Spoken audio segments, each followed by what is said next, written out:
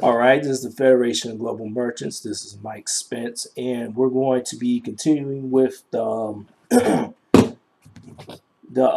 fifth part of a seven. Oh, wait a minute, 7-part series. Haven't done a video in a while, so yeah, it's been a few weeks. So just going to show you the 7 secret keys of prosperity and abundance. If you check the earlier videos, we already done the prosperity section. Now we're going to move on down to the abundance. And this is the second part of the abundance series. I think the last video that we did had was part number 4. And now it's the recognizing of the unlimited resources, where you can see here if you want. Yeah, you guys see it.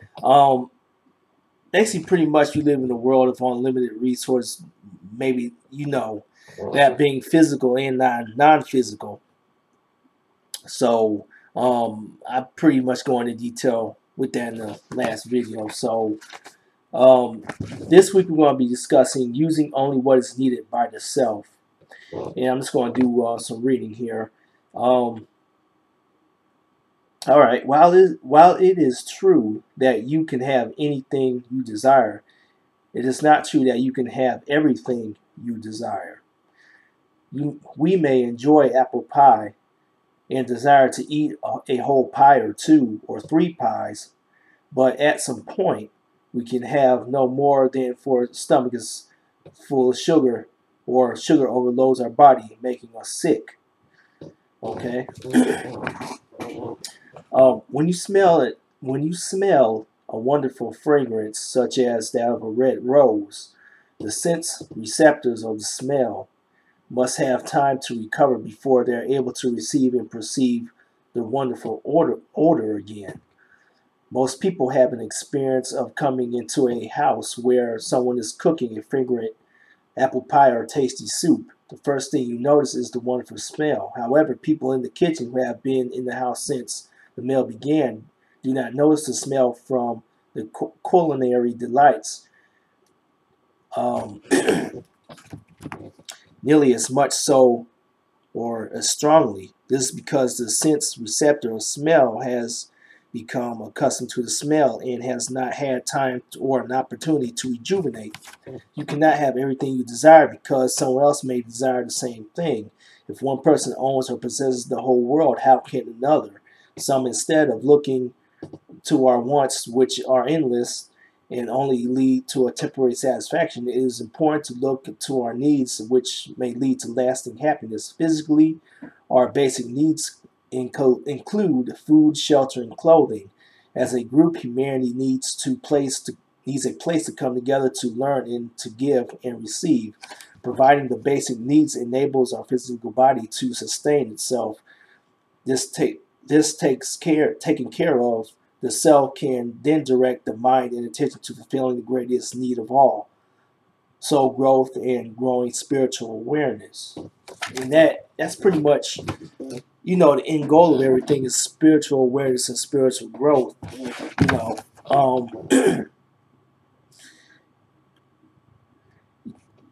You know, it.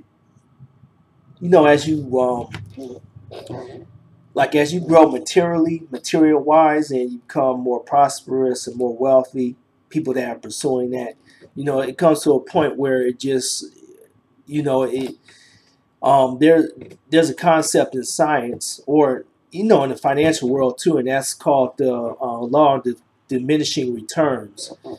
And basically, whenever you eat that, for example, you take apple pie, you eat that apple pie or blueberry pie, the first couple bites, it tastes, your taste buds are firing up, and you're enjoying that pie or whatever. And then after the first pie, it starts to wear off for a while, and then you have a second pie, and the taste and the enjoyment of that pie goes down, decreases, bite by bite. And then by the third pie you're just full, and you just stop eating and it's just not enjoyable anymore. You know, that's the law of diminishing returns. And you know, the material world, when we get into the material world and we start acquiring material things, that enjoyment, that science and the enjoyment of you know, that material thing decreases and that science starts to kick in. You know, the law of diminishing return starts to kick in. And whenever you reach a point where you're satisfied materially, that's where you want to, you know, focus more on spiritual growth and growing in your spiritual awareness. But you know, it's also a lot better to pursue spiritual growth and spiritual awareness, even before or during your material, you know, um, you know, acquiring your material possessions and things like that, and satisfying yourself materially in whatever it is, and that just makes it a whole lot easier to maintain your spiritual growth and your spiritual awareness. Okay, and I'm just going to go ahead and continue reading here. It says, besides being a need, soul growth and enlightenment must also become a burning desire in self that is so powerful, so all-consuming, that overrides all other desires.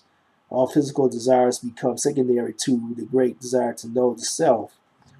Physical desires are important because they provide a means a to practice creating and creation. All right. They also provide a means for the self to operate successfully in this physical environment. If one is to fulfill one's spiritual desires, one must fulfill enough of the physical desires so that opportunities must be utilized. Okay, you know, it also includes helping people, you know, finding opportunities to help people with their own desires and their own creations and things like that. Goes on to say, rich people can help and aid spiritual organizations immensely by providing the resources needed to create heaven on earth. Um, when one uses only what is needed by the self, there is always enough substance, things, objects to provide for everyone. However, when greed and jealousy dominate, when waste occurs, okay, and that's one of the three problems that in the world that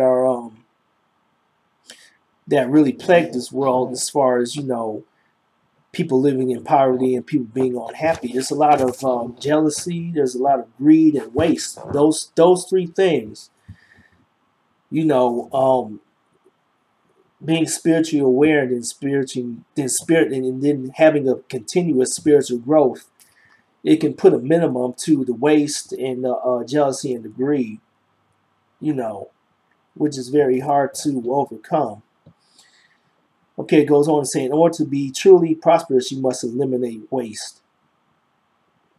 Okay, that's a key point. To discern ways to use everything to the fullest. Use compost in the garden. Recycle everything. Eliminate waste. Turn the lights out in a room when you have to leave. Insulate your house. Reuse lumber. Okay? You need to develop an awareness of self beyond the physical existence. When this is pursued with dedication and devotion, there begins to be expansion of the consciousness and self towards a sense of inner drive to have a positive and productive influence on others. Okay, and that's key. That's very key. When you eliminate waste and, you know, use everything to the fullest, and you get to a point where you're physically satisfied, then you become more, and you focus on spiritual awareness and spiritual growth. You develop this inner drive to go out and serve others. And pretty soon it's not about the material things. It's about serving others and making sure others are taken care of. You know, doesn't necessarily mean you're just giving away stuff and you're giving away stuff for free and all this stuff. It does include that to a certain degree, but you're more the participant. You're more a participant in the development of others and the material happiness of others, and teaching and helping others learn about themselves and how they can go out and help others. Teaching other people to be productive and teaching other people to create, you know, create their own lives and their, build on their own dreams and things like that, and helping others. So, that is the fourth part or the fifth part actually, in using what's only needed by yourself.